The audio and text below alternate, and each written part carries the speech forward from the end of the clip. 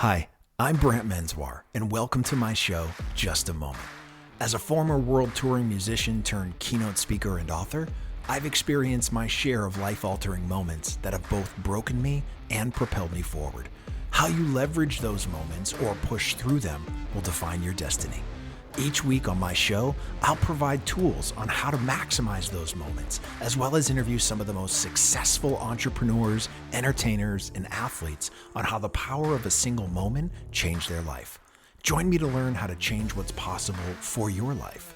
It'll take just a moment. Today's guest has been biohacking before it got trendy, whose brand is built on blurring the line between mental and physical fortitude. Ryan Munsey has some game-changing advice for those looking to take their life to the next step, no matter the field. Ryan, it's go time. I'm Ryan Munsey, and this is my moment. I grew up in Roanoke, Virginia. It's in the southwestern part of the state. I am an only child. My parents pushed me hard to ensure that I had the best possible future. My dad was in sales. He sold flexible packaging, so the plastic bags to Scott's grass seed and the shrink wrap that goes around Campbell's soup stuff. He worked from home, and this was at a time where most people didn't. He got to travel and didn't have to go to an office. I got to travel with him and really learned the importance of networking and friendships and relationships, really invaluable lessons. I was outside all the time, if I could be. I loved sports. I wanted to be a professional athlete when I grew up, whether it was Ken Griffey Jr. or Michael Jordan. I had exceptionally good grades all the way through school. And in high school, I went to two different high schools. They have a governor's school where I grew up, and it caters to math and science. So I would go there in the morning and then come back in the afternoon to my regular high school. And I always found that a real challenge. I felt like in the mornings at the governor's school, there were like 3 kids there that played sports. Nobody else was an athlete. And then I'd go back to my school and they're like, oh, welcome back to hanging out with the stupid jocks. And that's what they would say to me. That's not how I felt, but I just felt like it never fit in. I was blissfully ignorant as to how good I had it and how hard people were working to make it that way for me. Ryan was caught between intellectual and physical performance. However, he soon found that mentality was as much an influence on his game as talent was. I am in contact with 3 people still from high school, and we all played for this coach. And he was our football coach and JV basketball coach. And he was horrible to play for. If you know anything about sports, the best analogy I could give you would be a Bobby Knight style coach. And I was terrified of this guy. I hated playing for him. And he's the best coach I ever had.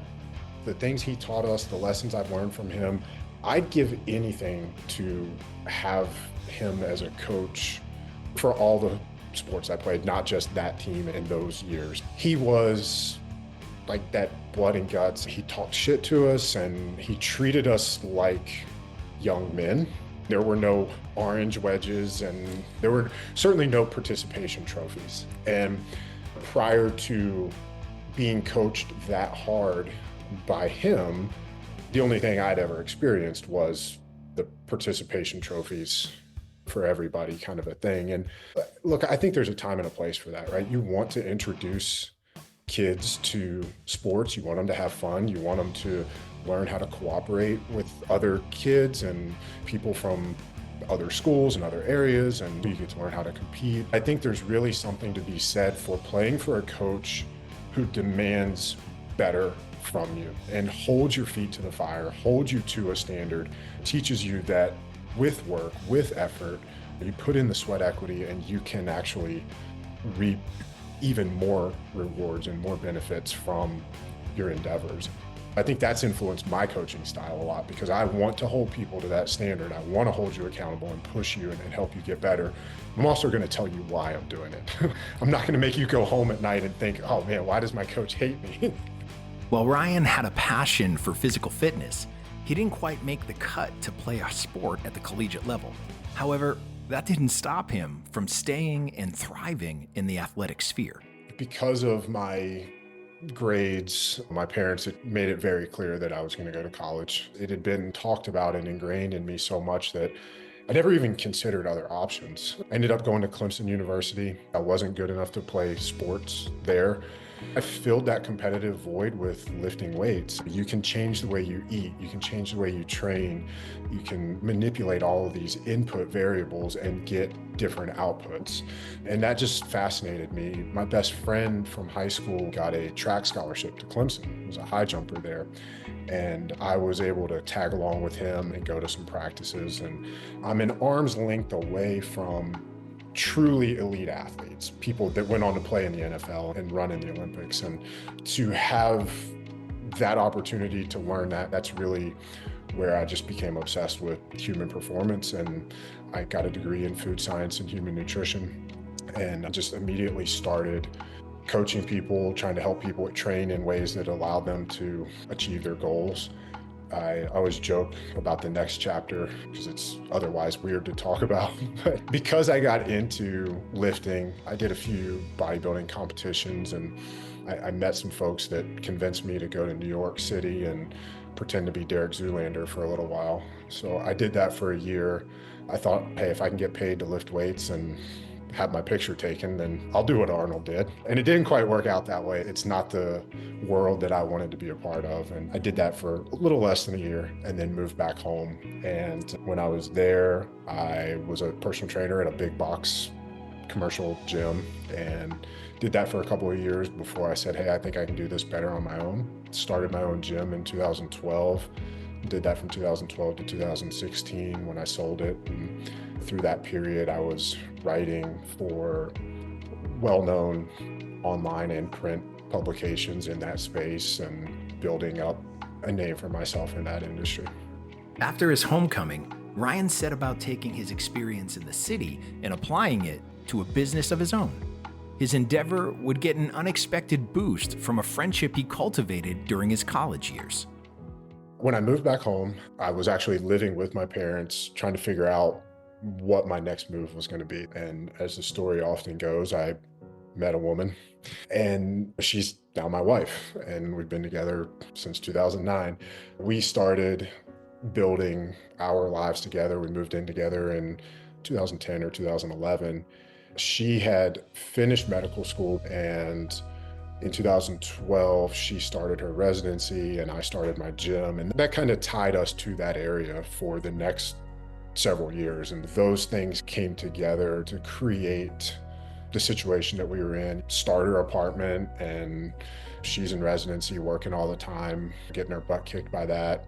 I had decided to start my own gym. So I'm literally learning that if I don't get new clients, I can't pay rent or put food on the table. And for me, that back against the wall situation has always been helpful because you really have no other option than to get it done and to figure out a way. Our life was very focused on building and focused on hustling and laying the groundwork for the life that we envisioned together. Originally, a buddy of mine and I were going to start our own place together. I was ready to make that jump. He wasn't. So I went off on my own and did it. My other friend, the high jumper that I mentioned, was having a lot of success online. He was doing things with YouTube and had hired a business coach who, his name is Paul. And so my buddy Adam was getting one-on-one coaching from Paul. Paul was in the process of opening up or starting a business group, a mastermind for gym owners. And I went up to New Jersey with Adam in March. I was renting space from a hole-in-the-wall powerlifting facility, strongman facility.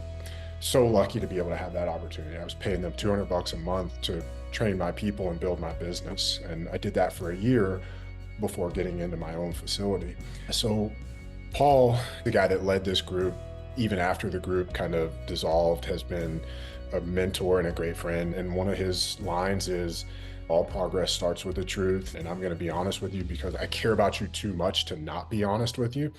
Your life is perfectly designed for the results that you are currently getting. And on the surface, that's amazing advice. But in the context where we broke it down for me, it crystallized it in a way that goes beyond just those words. And he looks at me and he says, Munsey, I know you watch football on the weekends. How many games would you say you watch? I'm like, I don't know. He says, okay, let's go backwards. How many games do you watch on Saturday? I'm probably going to watch two college football games every Saturday. I love college football. And then he says, okay, how about NFL on Sunday? Yeah, I'll watch probably 2 games. Okay, so fair enough. Let's say that's 4 games. If each game is a 3-hour time slot, you're now watching 6 hours on Saturday, 6 hours on Sunday. That's 12 hours a weekend. There's 4 weeks in a month. That's 48 hours in a month. And you're trying to build a business and it's not going the way you want it to. It's not getting as big as you want, as fast as you want. You feel like you don't have enough time to get things done. 48 hours divided by an 8-hour workday, that's 6 8-hour workdays in a month that you're spending watching somebody else live their dream instead of making yours a reality. That moment was so powerful for me, and it just showed me the importance of our choices and how we spend our time and how that compounds so greatly. And I think very shortly after, or maybe even around the same time, I'd read the book, The Compound Effect, which is a phenomenal book and basically talks about the same thing. Football season is September, October, November, December. College goes into January now. It's at least 5 months of the year multiplied by 6 8-hour workdays. So that's 30 workdays that in a year that you could spend watching TV.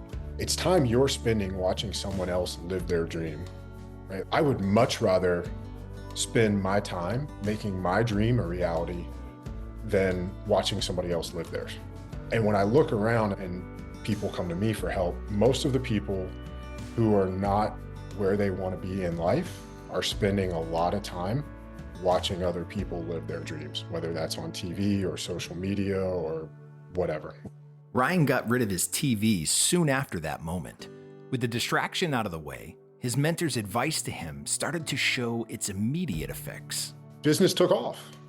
I was able to obviously spend a significantly greater amount of time building the business. And the importance of those weekend hours, the ones where I had been watching TV, is significant because it's not like I wasn't in the gym during the week leading classes, right? That never changed. What changed was now I'm using this time on the weekends when I'm not on the gym floor with clients to learn more about marketing, read more, study on psychology. So now my marketing can be more effective. I can read more about being a better coach. I can read more about leadership, all the things that as a business owner, you don't have time to do if you're the person talking to the clients all day, every day. And so the adage is work on your business, not in your business. Those extra hours gave me the opportunity to work on the business and start to grow it. My goal was always to make this a 6-figure gym. And within a year,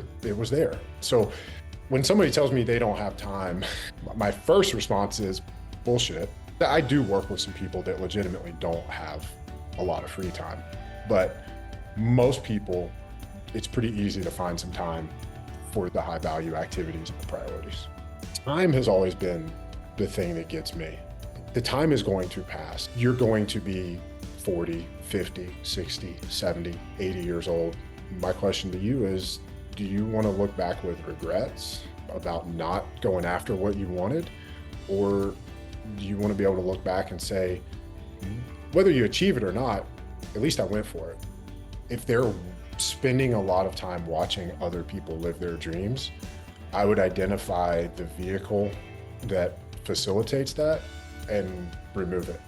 So if that's Instagram, take Instagram off your phone. If it's TV, cancel your cable or streaming subscriptions. In this context, your life is perfectly designed for the results that you're currently getting. So what's the result that you want to change? And how is your life currently set up that is driving that or facilitating that result? That's your point of intervention, right? That's the thing that you want to change. Brian Munsey, welcome to Just a Moment.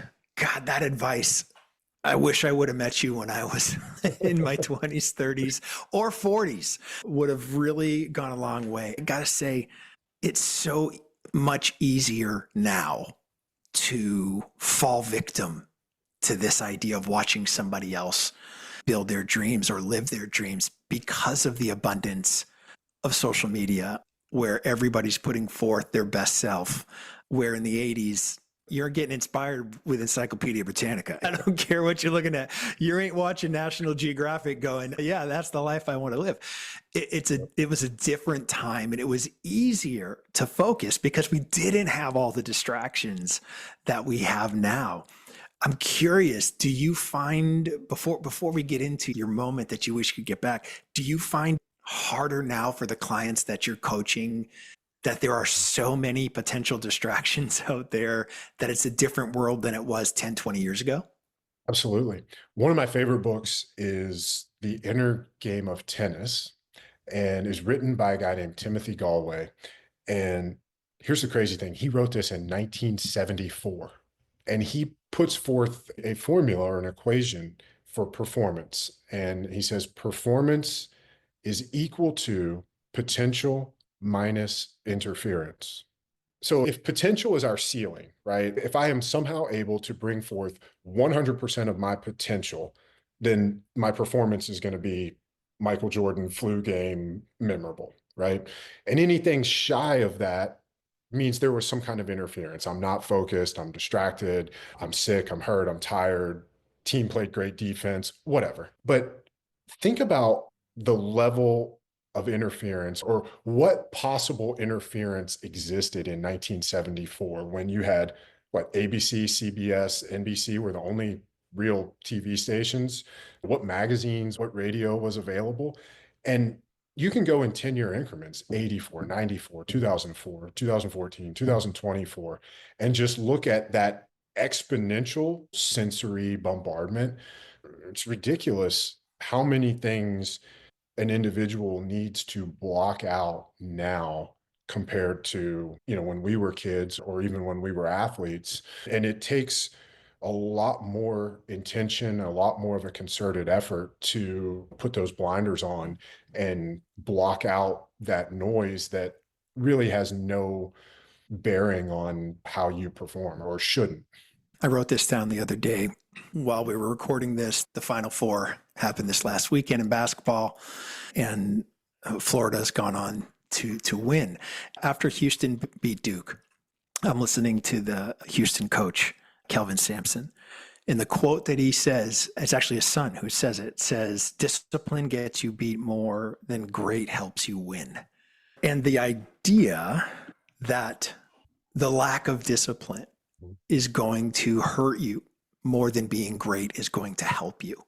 I think listening to your story, one of the things that has been obvious to me in your success is your discipline. How crazy is it that they get within 30 seconds of winning the championship and they can't pull it off? What are your thoughts on that?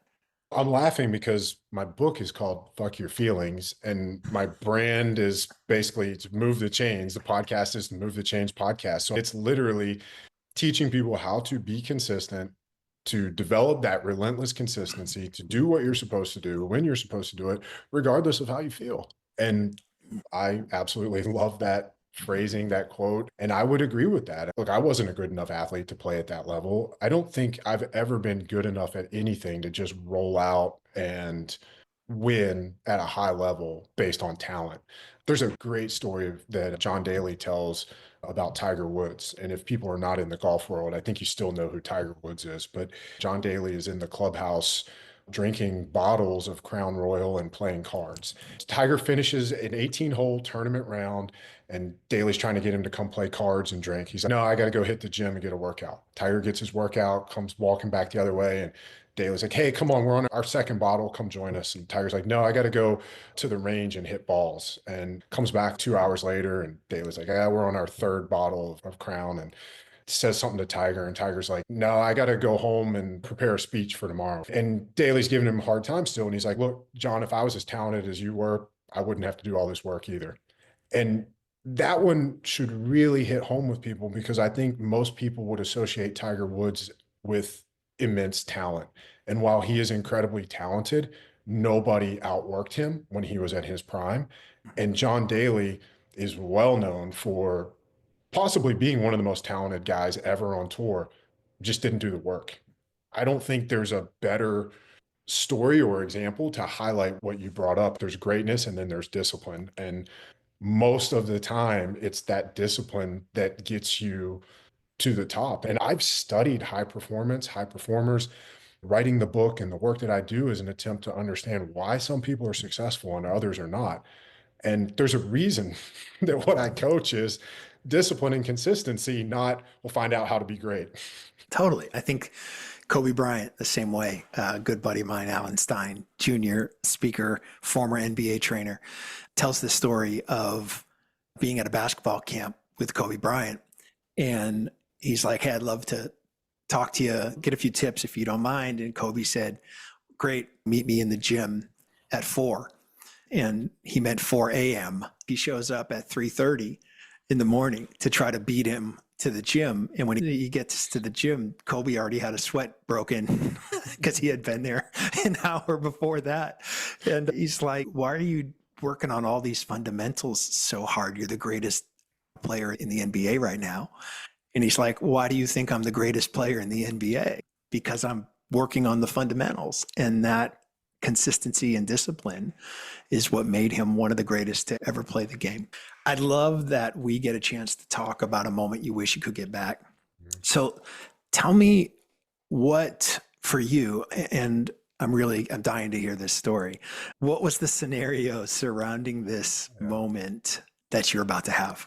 In 2015, I started hosting a podcast for the supplement company that I used to do some work for. And so they paid me to do the podcast and owned it. And it was incredibly popular. When we launched it, it went all the way to number 2 on iTunes. This was 2015. So it was having a lot of success. I'm not afraid to take my shot. So I'll reach out, and I know how to find people's emails that aren't supposed to be found. And actually enjoyed trying to get big name guests and being able to have those conversations. And so I won't say the guy's name, but one of the biggest names in the health, wellness, longevity space, even now. At that time, he did not have a podcast. He has his own podcast now. And I did the work. I found his email address. And I think because the podcast that I was associated with had an association with a supplement company, I think I had this preconceived notion that he would not want to do it because he does not do product endorsements. He never lent his name, image, likeness to products. And so I used one word that just killed the whole thing. And the word I used was agenda. And so I said, hey, so and so, this is who I am. This is what we do. Love to have you on the show and talk about your agenda. And I get an email back. It says, hey, Ryan, I don't have an agenda. End of email. That's it. No follow up. And I didn't follow up with him. If I could go back and do that different, I would do that differently as well. I would send a follow up because at that point, it's not like he's thinking too highly of me anyway. What do I have to lose? Yeah. But I could have said, talk about your work, talk about your passion, talk about your project, talk about your research. And ever since we've had this on the calendar, I was afraid you were going to ask me why I chose that word. And for the life of me, I don't know why, other than what I just possibly explained. But when I coach people, and I'm sure you're well aware of the importance of language and the words that we use, from everything to the inner voice and the narrative, the dialogue that's in our head, to the words that we use to communicate to others, the need for that to be precise. From a developmental standpoint, the language that most people use is fixed in nature. If I say, I suck at hitting curveballs, right? Or I can't hit a curveball, right? As soon as you say it that way, you're telling yourself that is your future. That's you, that's who you are. And there's really nothing you can do about that. And so the developmental phrasing, the way we would teach this is, in the past, I have struggled with curveballs. In the past, I have struggled with making cold calls. And it sounds like semantics. It sounds like mental gymnastics. To a degree, it is. But it's so important because one avenue leaves no room for anything to be different in the future. The other avenue holds space and opens the possibility for you to be or do something different in the future. And knowing that, knowing how important Yeah. language is, I kick myself for choosing a word that just got the whole thing shut down. When we talk about certainty or uncertainty, our brains have this biological need to be certain. And so when we say something, it's trying to be certain about whatever it is that we're saying. And the scary part about that is that it doesn't care if it's certainly right or wrong. It just wants to be certain. One of my favorite quotes of all time is from Houdini. And what he said was, what the eyes see and the ears hear, the mind believes. And if you're not going to listen to the greatest illusionist of all time about how our brains work and understand that if you're saying it, even if it's just to yourself, your mind is going to believe it. And that illusion of not being worthy of success, not being worthy of achieving the things that you want to achieve is dangerously close to becoming a reality when you are not precise with your words. It's a daily choice, right? Even with the success that you've had, I am sure that on a day that you have where you wished you would have changed a word, you're still beating the shit out of yourself after that conversation. What is it for you now? How do you remind yourself to be a little forgiving and kinder to yourself at this point of your career? I think you just hit the nail on the head. Behavior change, it's pattern change, right? In our speech and in our thoughts. That is a neurological process. One of my nails on the chalkboard phrases is muscle memory.